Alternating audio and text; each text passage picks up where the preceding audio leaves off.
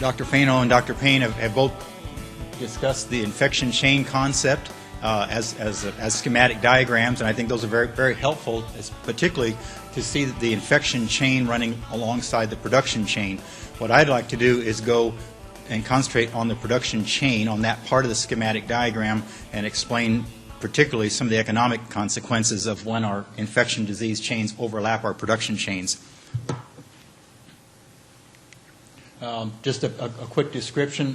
In my mind, I came at this thinking about the infection chain as the actual movement of infectious disease from the breeding herd to the offspring. Now, that's a real short and condensed version. We need to think of breeding herd as all the way back to the gilts coming to the breeding herd, and the offspring to include offspring all the way to the last week of finishing. So in effect, it's the entire production chain as infectious disease moves through it.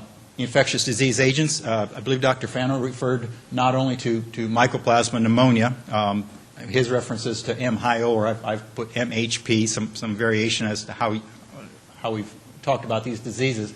But the point here is that the infectious chain concept applies not only to Mycoplasma, but actually to a number of respiratory agents, Mycoplasma and flu virus, enteric disease, and of course our systemic bane of the swine industry, PRRS virus. So certainly a number of agents can be considered during this infectious chain concept. The case history that I'd like to discuss here for a few minutes, and which had specific impact on the production flows that I work with, involves Mycoplasma hyopneumonia. That was our infectious agent of concern. The parts of the chain that we're looking at, we had a number of sow herds that had, they were older traditional sow farms. They were Mycoplasma infected many generations ago. They had remained Mycoplasma positive, but had become quite stable. And so we had very little clinical disease in nursery pigs and the subsequent finishers out of those very stable flows. The other part of this infectious chain is the gilt flow, which had been negative. There are plenty of Mycoplasma negative gilt flows available, but the specific gilt flow that we were dealing with to feed these sow farms on a regular basis had unfortunately become acutely infected with Mycoplasma pneumonia. And so then the infection chain starts. The management decision that we had to make had to do with either utilizing this, continue to utilize this gilt flow in spite of the Mycoplasma positive condition, or utilize a temporary gilt flow, a non-associated gilt flow, utilize that temporary gilt flow for a few months, let this gilt flow stabilize, and then try and switch it back to it.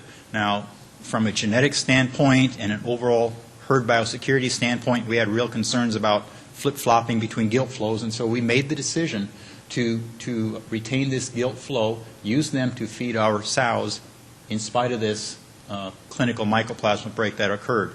And so again, this is where the infection chain concept really raised its ugly head. So as the case history progressed, in February, a few years ago, in February, we introduced those Mycoplasma-infected gilts into our commercial sow farms. And unfortunately, at that, almost immediately, we saw the effects on the sow herd, in that the sow herds themselves had an increased amount of respiratory disease. We had sows that were off feed each week as these gilts came into the previously stable sow farms.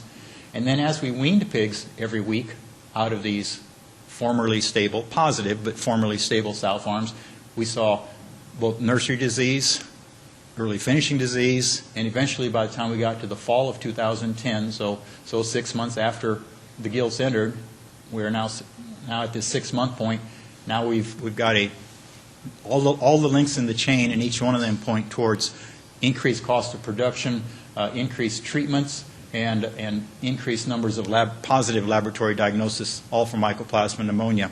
And we could draw a clean line in the sand in that groups of pigs weaned, in other words, moved off the sow farm before these gilts arrived, did very well. Groups of gilts taken from these sow farms after these gilts arrived were clearly part of the infectious disease chain. We were interested in putting a financial cost on what that decision cost us as a company. And so what we did is we went back and looked at the diagnostic cases for a 4-year time span, and we compared on the right and left hand. What we tried to compare was what was the cost of production on normal or healthy finisher flows versus the cost of production on finisher flows where we had a positive laboratory diagnosis for Mycoplasma pneumonia, for starters, and in addition to that, flu virus or PRRS virus. I need to give special credit here to Kara Dykus. She was an intern at the time. She's the one that actually dug through 4 years' worth of laboratory results and then talked to our production managers and then tied either positive or non-positive laboratory results back to the cost of production in each of these finisher groups over a 4-year time span. So comparing the groups, before we do the comparison, let me describe this just for clarity. So having gone through 4 years' worth of diagnostic lab reports, Kara was able to identify approximately 500 cases that had a specific positive diagnosis for, in this case, there were 70 cases that were positive for Mycoplasma pneumonia, just over 100 cases positive for PRRS, and 150 cases positive for flu. So these represent the numbers of positive cases for the 3 individual diseases that we looked at, and then the assorted combinations. All totaled, out of this 4-year case, we had 500 finisher cases with a positive diagnosis for one or more of these individual diseases. The production cost, the closeout cost on these 500 cases was then compared to the closeout cost on the cohort finishers that did not have a positive diagnosis. So that's our comparison. When we did the comparison, we looked at the cost in terms of mortality. When we looked at either of these 3 diseases, Mycoplasma, PRRS virus, or flu virus, when we looked at any of these compared to our normal baseline, any of these 3 diseases raised our mortality approximately 2%. And when we started bundling these diseases, in other words, a finisher that had more than one of these as a positive diagnosis, our increase in mortality above our baseline was anywhere from 3 to nearly 6%.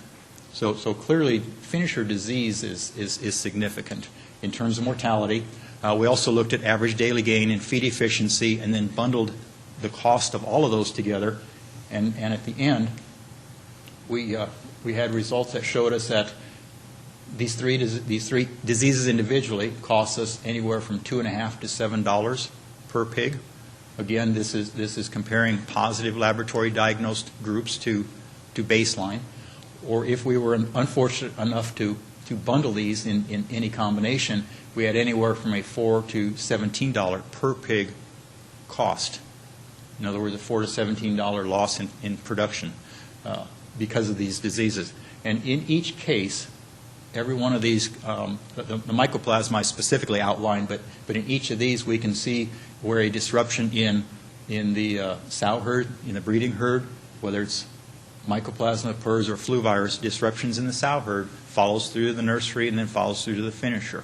So if you want to move from the schematic diagram of infectious disease concept to economic disease concept, this is where the economics ends up. So certainly